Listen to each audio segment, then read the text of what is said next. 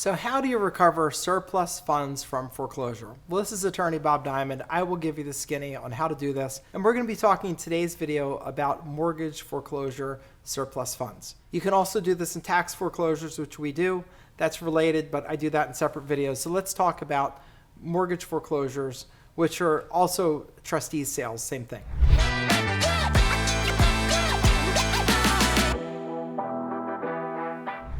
So the way that you claim those monies is that you wait until the money is deposited in court, kind of when the smoke clears. So what happens after an auction, whoever gets the money is then going to take the money to pay the creditor that's foreclosing, like the mortgage company.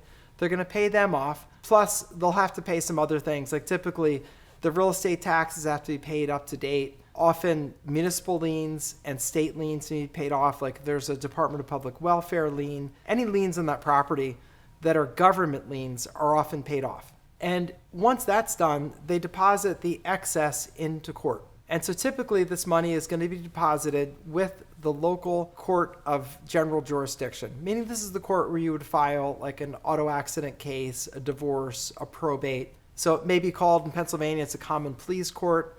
In a lot of places, it's called Superior Court. It's the court. It's not small claims court, but it's where it's just the general court you would go to for a run-of-the-mill, business dispute, divorce, dog bite, car accident, those kinds of things. So the money gets deposited with the clerk of court, and generally you can get lists of monies on deposit. It's called the Registry of Court, just by requesting it from the clerk of court. And you're going to see all kinds of monies on deposit. You'll see ones from appellate bonds, ones where people are paying child support or spousal support. So you're going to see lots of things like that. But the ones you want are the ones that are the mortgage overages. The way that you can tell is in that report, you're going to see like Bank of America loan servicing versus so-and-so. It's a mortgage lender versus a person or two people. That's pretty easy to pick off that those are the mortgage foreclosures. And then generally they'll have a case number, and then they're going to have the date the case was opened or case was filed. And oftentimes they tell you how much money is on deposit, usually. So then what you do is you have a list that isn't quite what you need yet, but it's a good start, where that's a list of monies that are being held. And then you look in each case, because you'll have the docket number, which is a unique number for that. You look up each case, and that's going to show you all the details, like the full names of the parties and things like that. And what you do from there is you contact the people who are the former owners that are eligible to claim this money, because the former owners can claim that money. And you say to them, hey, Fred, I found $50,000 with your name on it in a government account.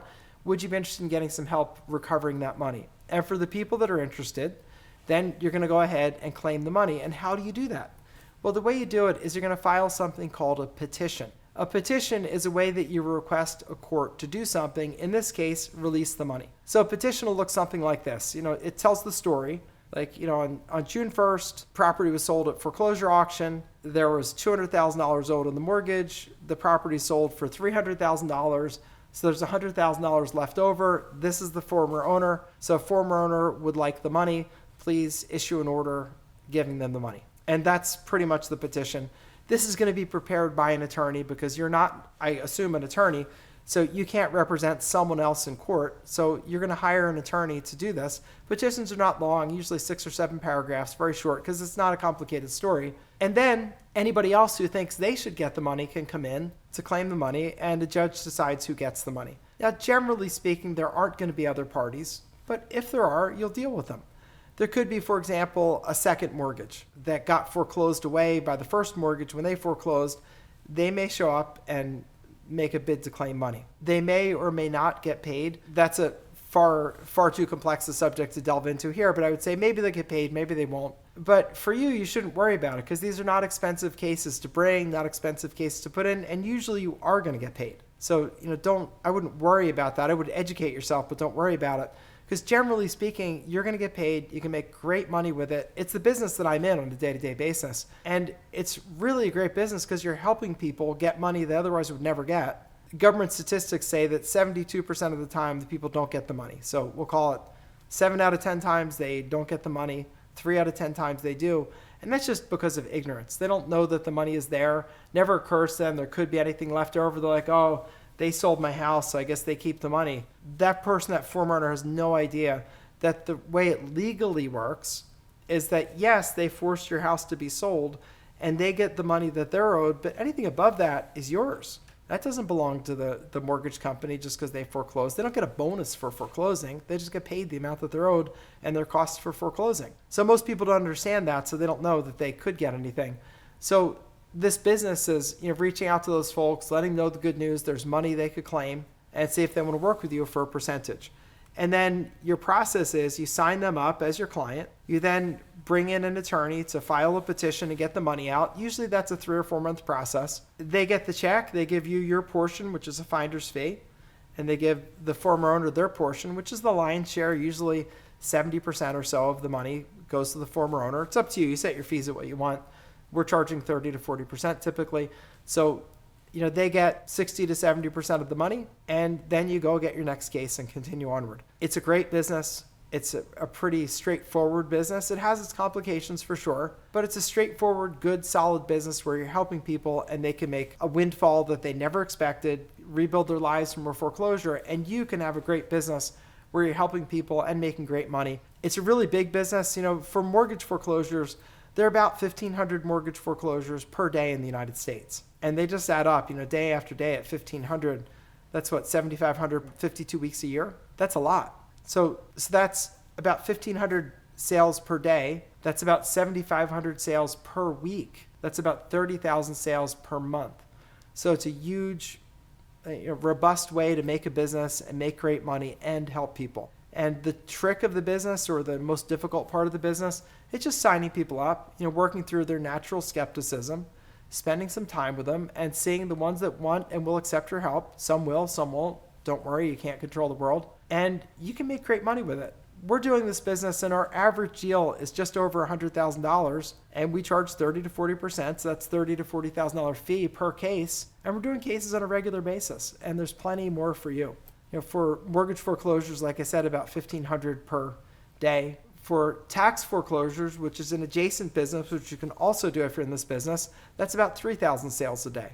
And so there's lots of opportunity, lots of ways for you to make headway, and definitely something I'd suggest as a great business that you should consider. The other difference between the tax foreclosures and the mortgage foreclosures, tax foreclosures are usually non-judicial claiming processes, meaning the simple words for that is that you fill in a form, give it to the department of the county that foreclosed, they look it over, they review the claim, and they just cut you a check. It's not a judicial process, meaning it's in court. So that can be a process where you don't have to work with or hire an attorney.